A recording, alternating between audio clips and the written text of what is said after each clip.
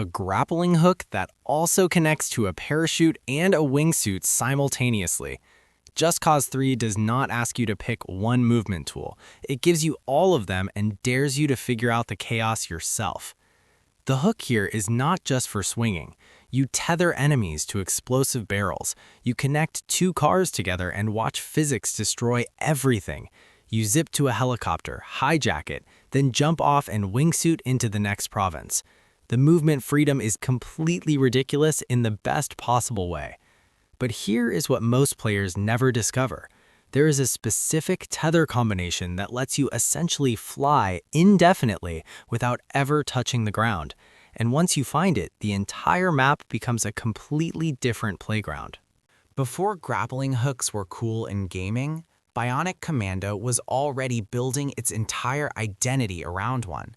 The 2009 reboot took that legacy and made it three-dimensional, giving you a mechanical arm that swings, grabs, throws, and kills depending on how creative you're willing to get. The swinging physics feel genuinely weighty.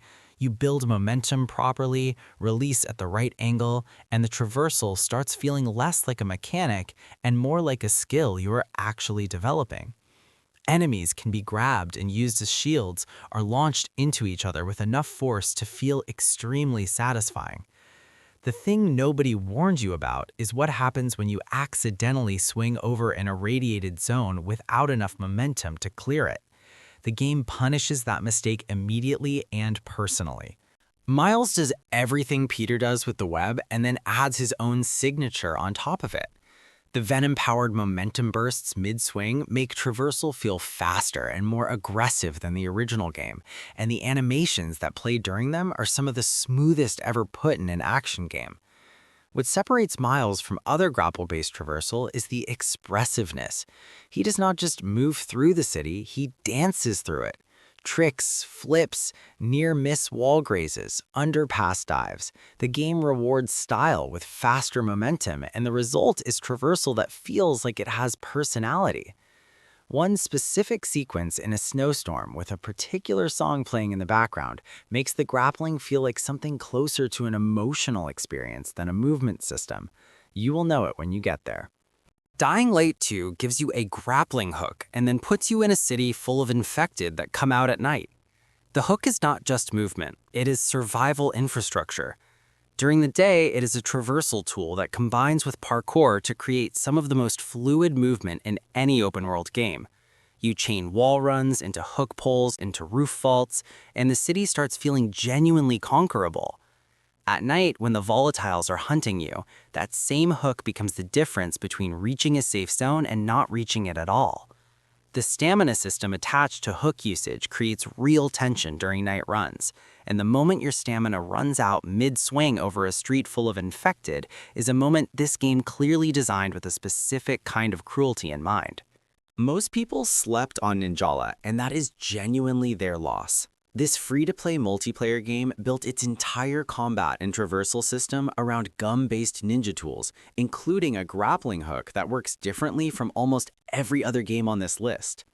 The hook here has directional momentum that skilled players use to build attack angles. You are not just swinging to move, you are swinging to position for a strike, cancel out of it to bait a dodge, then rehook from a different angle entirely. The competitive ceiling on the hook mechanics is surprisingly high for a game that looks this cartoonish. The player gap between someone who understands hook momentum and someone who does not is so visible, it becomes almost embarrassing to watch from the outside. The grapnel boost in Arkham Knight turns Batman into a projectile. You hook, launch upward, deploy the cape to glide, build speed, hook again before you lose altitude, boost upward again, and suddenly you are crossing Gotham faster than any vehicle in the game. What makes it exceptional is the integration with combat. Mid-fight, you can hook to a distant enemy and close 20 meters of distance in under a second. You can hook to a ledge above a group, drop in, and the momentum from the descent adds weight to the takedown animation. The hook is not separate from the combat system. It is part of the same sentence.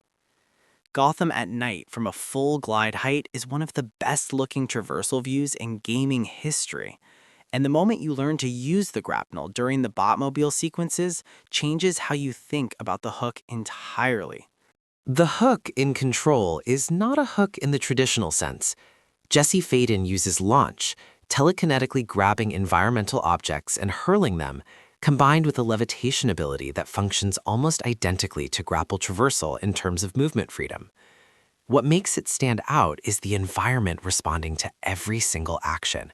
Concrete chunks float, papers cyclone through the air, ceiling panels rip loose. The oldest house is made of brutalist architecture that becomes ammunition, and the entire visual language of combat changes based on how aggressively you use your abilities.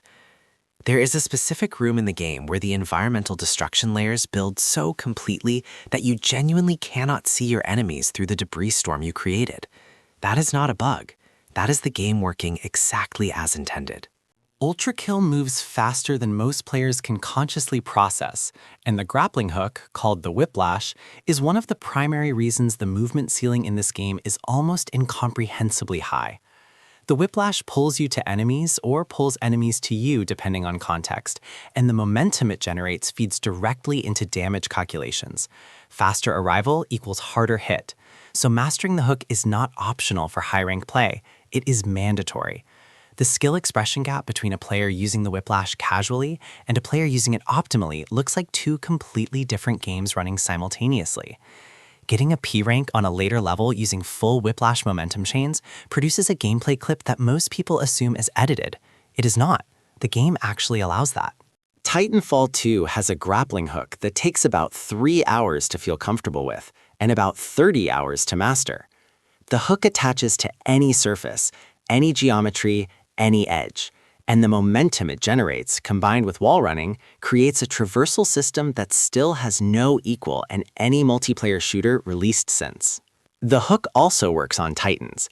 You can latch onto a 40-foot mech, ride it like a very angry and expensive horse, and rip its battery out from behind. That sequence never gets old, regardless of how many times you do it. The single-player campaign has one level, Effect and Cause, where the hook combined with the time-shifting mechanic creates a traversal sequence that multiple game designers have publicly cited as a benchmark they were trying to reach with their own games. They mostly have not reached it. The grappling hook in Sekiro is almost invisible compared to the combat system it enables. It is fast, it is immediate, it has no cooldown, and it completely redefines verticality in the From Software formula in ways that change how every single encounter in the game is approached.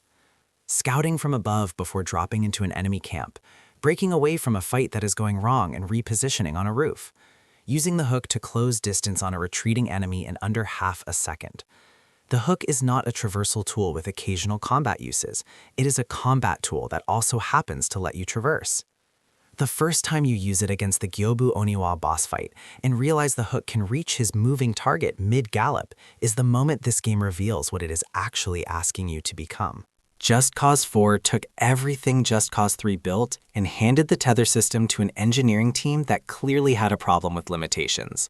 The upgraded hook now comes with boosters, retractors, and wind cannons that you can attach to any object in the world. The creative ceiling here is genuinely difficult to describe.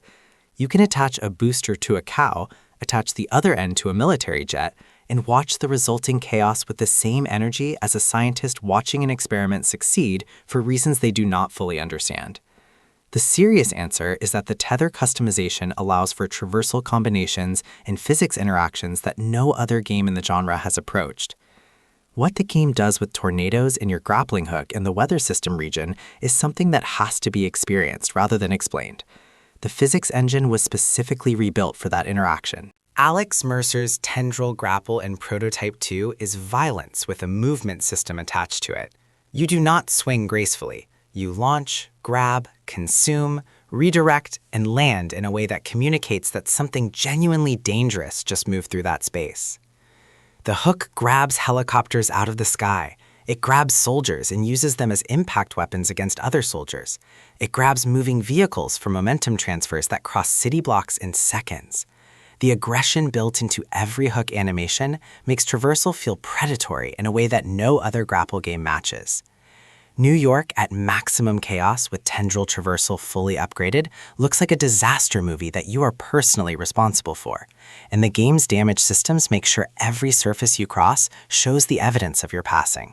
Insomniac had already made two of the best traversal systems in gaming history, and then decided that was not enough. Spider-Man 2 adds the web wings, a gliding system that combines with traditional swinging to create traversal that covers New York faster and more fluidly than anything in the previous games. The expanded map size was specifically designed around the new movement capabilities, and the result is a city that feels appropriately enormous without ever feeling slow to cross. The grapple momentum physics were tuned more precisely than the first game. Speed builds more realistically, direction changes require more commitment, and the skill ceiling for smooth traversal is noticeably higher.